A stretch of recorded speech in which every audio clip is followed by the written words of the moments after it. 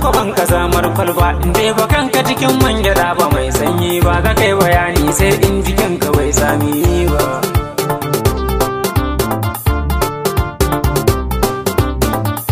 Na ce mata wannan uban ciki tulaki kamar kabilun nan masu sai da garin kwaki da a yankari ne ta yi kyau da matar gwanki amma ban ce mata kugunta mai zubin kura.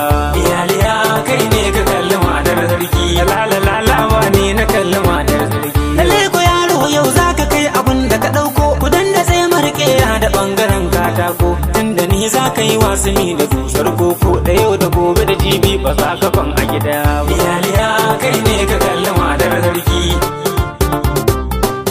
Ko ga kasa akwai ba bayanin wuni da kai tun baya ka sani a fushi bayi manta zanen kwarya yanzu zane jikon da za ta zamge magarya in ya gale da ko da bire da bai daɗi ba.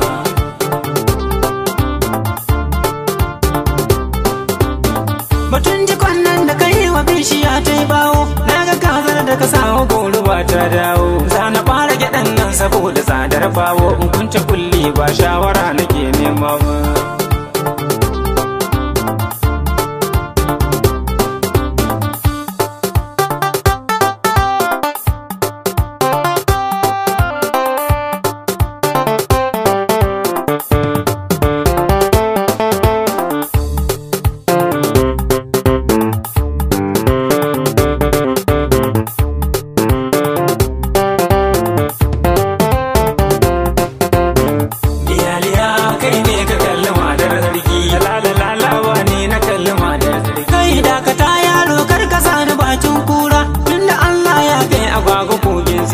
Dakata da batun nan da Allah can zo hira ni shugaba ne ai ba fada nake nema ba. Iyaliya kai ne ka kalli matar sarki lalalalawa ne na kalli matar sarki.